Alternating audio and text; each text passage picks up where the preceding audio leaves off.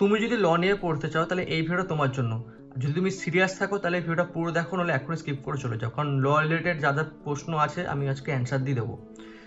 তো যারা যারা আমাকে চেও না, আমি একজন ইনস্টাগ্রামের কন্টেন্ট ক্রিয়েটার সায়ন দেবনাথ, এবং আমি একজন ল স্টুডেন্ট। তো আমি কদিন আগে একটা স্টোরি দিয়েছিলাম যে তোমাদের ল রিলেটেড যা যা প্রশ্ন আছে আমাকে করে ফেলো, সেখানে তোমরা আমাকে এত এত কোশ্চেন করে ফেলেছো। তো সবকটা প্রশ্নের তো উত্তর দেওয়া যাবে না, যেগুলো যেগুলো আমি বেছেছি, মানে বেছে বেছে আমি কোশ্চেনের উত্তর দেবো।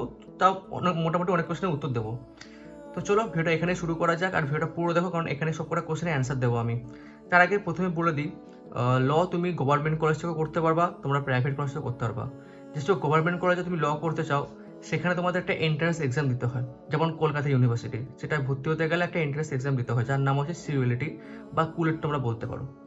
এবার তোমরা কুয়েটে তোমরা দেখবে যে তোমরা যখন কুয়েট ব্যাচে পড়ছো, দেখবা অনেক স্যার আছে যারা 4 থেকে 5 হাজার টাকা ফিস নেয় পার মান্থ। সেখানে আমি তোমাদের এমন এক স্যারের খোঁজ দেবো যেখানে তোমরা সম্পূর্ণ ফ্রিতে পড়তে পারবে সেই ব্যাচ। সেটা ভিডিওর মাঝেই আমি বলবো। তার আগে চলো প্রথম প্রশ্ন দেখা যাক। খরচা কেমন? খরচা হচ্ছে ডিপেন্ড করে হচ্ছে কলেজের ওপরে। সরকারি যেগুলো যেগুলো গভর্নমেন্ট কলেজ আছে সেগুলোতে খরচা অনেক কম, আর যেগুলো প্রাইভেট কলেজ আছে সেগুলোতে খরচা কম বেশি থাকে। কোনো কলেজে 25, তো কোনো কলেজে 30, মানে তার পাশে কে কে অ্যাড করে নাও, ঠিক আছে? তার আবার আবার অন্য কলেজে এর থেকেও বেশি হতে পারে। তো ডিপেন্ড হচ্ছে কলেজ অনুযায়ী, কলেজের ফি স্ট্রাকচার ডিপেন্ড করে। সবকটা কলেজের ফি স্ট্রাকচার আলাদা। পরের প্রশ্ন হচ্ছে, আর লয়ের এক্সাম কেমন টাইপের কোশ্চেন আসে? খুব হার্ড? লয়ের এক্সামে কোশ্চেন আসে হচ্ছে একটু ঘুরে পেঁচেও আসে, আবার কোনো সময় স্ট্রেট ফরওয়ার্ডও আসে। তুমি যদি তোমার পড়াটা ভালো করে পড়ো, তোমার যেরকমই কোশ্চেন আসুক তুমি আরামসে পেরে যাবে। পরের কোশ্চেন, দাদা অ্যাজ এ জুনিয়র অ্যাডভোকেট কী রকম ইনকাম হয় মান্থলি, প্লিজ বলো। যতটা আমি জানি, জুনিয়র অ্যাডভোকেট তুমি যদি হয়ে যাও, তোমার কাছে ইনকাম করার দুটো উপায় থাকবে, মানে যদি তুমি প্র্যাকটিস করো। একটা হচ্ছে ইন্টার্নশিপ, কারো আন্ডারে থেকে করতে হবে। আর একটা হচ্ছে তুমি নিজে থেকে যদি ফ্রিলি ভাবে নিজের মতো প্র্যাকটিস করো সেখানে। এবার ইন্টার্নশিপ করলে সে তোমাকে যতটা স্যালারি দেবে তোমার সিনিয়র অ্যাডভোকেট, সেই একটা হচ্ছে ইনকাম। আর সেকেন্ড হচ্ছে তুমি যদি ফ্রিলি কাজ করো, মানে নিজের মতো কাজ করো, সেখানে তোমার ইনকাম ডিপেন্ড হচ্ছে তোমার কাছে কটা ক্লায়েন্ট আছে। তোমার কাছে যত বেশি ক্লায়েন্ট থাকবে তত বেশি তোমার কাছে তোমার ইনকাম হবে। আর তুমি যদি তোমার মধ্যে যে যোগ্যতা থাকে, তুমি যদি ভালো আহ, মানে লয়ের নিয়মগুলো জানো, সেখানে তুমি নিজেকে অনেক জায়গায় ভালো জায়গায় নিয়ে যেতে পারবে। পরের প্রশ্ন, দাদা স্ট্রিম যাই থাক না কেন, ল নেওয়া কি যায় কি? হ্যাঁ যায়, অসুবিধা নেই কোনো। লয়ের কলেজে অ্যাডমিশনের জন্য কত পার্সেন্ট নাম্বার প্রয়োজন? যতটুকু আমি জানি 45% নাম্বার প্রয়োজন।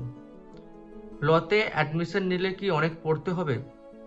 দেখো ব্যাপারটা হচ্ছে লয়ের পড়া, হ্যাঁ লয়ে অনেক পড়া আছে, বাট তুমি যদি লটাকে ভালোবেসে ফেলো না, সেই পড়াগুলো আর মানে বেশি মনে হবে না। বা আমি আমার পার্সোনাল লাইফের এক্সপিরিয়েন্স বলছি, আমি স্কুল লাইফে তো পড়াশোনায় ভালো ছিলাম না, আমি কলেজ লাইফে বলছি না যে পড়াশোনা ভালো ভালো কিনা, কারণ নিজের যোগ্যতা আমি নিজেকে প্রমাণ করে, মানে মুখে বলে দেখাতে চাই না, সেটা মানুষ দেখবে, আমি এটা বিশ্বাস করি।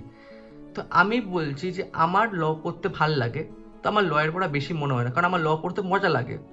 আর লয় প্রত্যেকটা জায়গায় ইন্টারেস্টিং জিনিস, নতুন নতুন জিনিস জানতে পারি, সেটা আমার সব থেকে বেশি মানে ওই জিনিসগুলো এক্সপ্লোর করতে ভালো লাগে।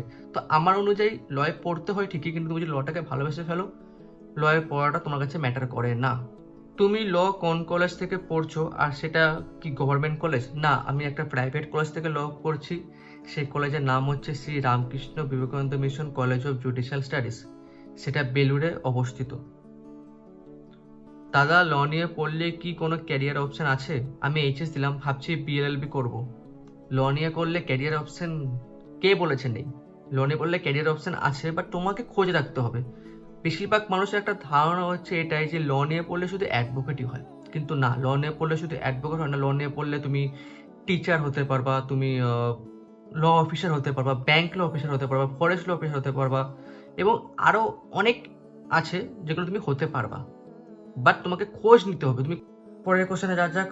লয়ের ব্যাপারে একটু হেল্প যদি, লয়ের ব্যাপারে হেল্প যদি একটু করো, আমি ঠিক বুঝতে পারছি না লয়ের কি কি সাবজেক্ট আছে। ডিপেন্ড করে তুমি কোন স্ট্রিমটা নিয়েছো। তুমি যদি বিএলএলবি নাও তাহলে তোমার সাবজেক্ট আলাদা, তুমি যদি বিবিএলএলবি নাও তোমার সাবজেক্ট আলাদা, তুমি যদি বিএসএলবি নাও তোমার সাবজেক্ট আলাদা। বাট হ্যাঁ, ল পেপারগুলো এক হবে, কিন্তু তোমার যে আনল পেপারগুলো আছে সেগুলো আলাদা হবে। রেজাল্ট ভালো হয়নি, 64% হয়েছে। আমি ইংলিশে কাঁচা, আমি কি ল নিয়ে পড়তে চাই, আমি কি পারবো দাদা? রেজাল্ট ভালো হয়নি, তোমার 64% যা নাম্বার আছে তুমি আরামসে কলেজ পেয়ে যাবা। প্রথমত হচ্ছে এটা। দ্বিতীয়ত ইংলিশে কাঁচা, ইংলিশে আমিও কাঁচা, কিন্তু আমি নিজেকে ইমপ্রুভ করার চেষ্টা করছি। আর আমার মনে হয় না যে অসম্ভব কোনো ব্যাপার আছে। তার জন্য আমাকে আরো আরো মেহনত করতে হবে, যেমন আমি মেহনত করছি, আরো মেহনত করতে পারবো। আমার বিশ্বাস আছে আমি পেরে যাব। তো তুমিও নিজের উপরে বিশ্বাস রাখো যে তুমি পারবে। ল বেস্ট না এমবিবিএস, ডিপেন্ড করো তুমি কোনটা বেশি ভালোবাসো। সবার কাছে সবার যে প্যাশন, সবার যে প্রফেশন, সবার যে সাবজেক্ট, ওটাই সবার কাছে বেস্ট লাগে।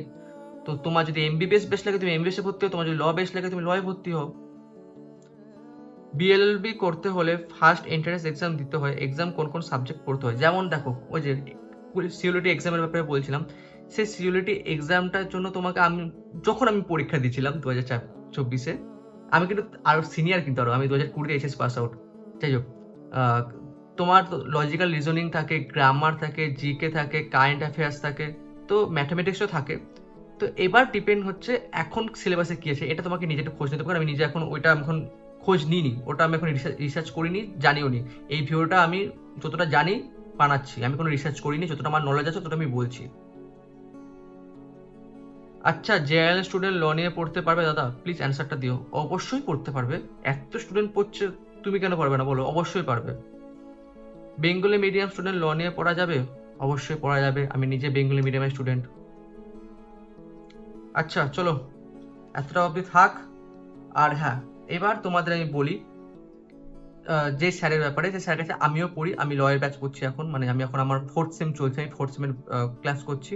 তো ওনার নাম হচ্ছে কাজী মঈনুদ্দিন, ওনার চ্যানেলের নাম হচ্ছে অ্যাক্সিয়াল লিগ্যাল একাডেমি, সেটা তোমরা ইউটিউবে সার্চ করলে পেয়ে যাবে। ওনার চ্যানেলে তুমি সিউরিটি এক্সামের পুরোপুরি ডিটেলস পেয়ে যাবে, যেখানে তোমরা ফ্রিতে, সম্পূর্ণ ফ্রিতে তোমরা পড়তে পারবে। এবং স্যারের চ্যানেলের লিঙ্ক আমি ডেসক্রিপশনে দিয়ে দিচ্ছি, তোমার ডেসক্রিপশনে ক্লিক করলে ডাইরেক্ট স্যারের চ্যানেল ওপেন হয়ে যাবে, তো তোমরা ওখানে চেক করে নিও। এবার কিছু প্রশ্ন আরো আছে অনেকের, যেমন অনেকের একটা প্রশ্ন থাকে যে বিএলএলবি আর এলএলবির মধ্যে তফাৎ। এলএলবি হচ্ছে তুমি গ্র্যাজুয়েশনের পর কমপ্লিট করবে, মানে গ্র্যাজুয়েশনের পর তুমি করতে পারবে, সেটা 3 বছরের কোর্স। বিএলবি হচ্ছে তুমি 5 বছরের কোর্স, যেটা তোমার এইচএস এর পর তোমার নর্মাল ডিগ্রি আর লয়ের ডিগ্রি একসাথে হচ্ছে। বিএলএলবি, বিএসসিএলএলবি, বিবিএলএলবি, এগুলো সব একই 5 বছরের। এবার ডিপেন্ড করছে তুমি কোনটার উপরে করছো, এইচএস এর পর করতে চাইছো নাকি তুমি গ্র্যাজুয়েশন পর করতে চাইছো। আর হ্যাঁ, বাকি যা যা প্রশ্ন ছিল বলে দিলাম। যদি ভিডিওটা ভালো লাগে চ্যানেলটা সাবস্ক্রাইব করে দিও। আর দেখা হচ্ছে পরের ভিডিওতে। আরো যদি ভিডিও ভালো লাগে, এটা আমার ইনস্টাগ্রাম আইডি, প্লিজ ফলো টলো করে দিও। তো টাটা।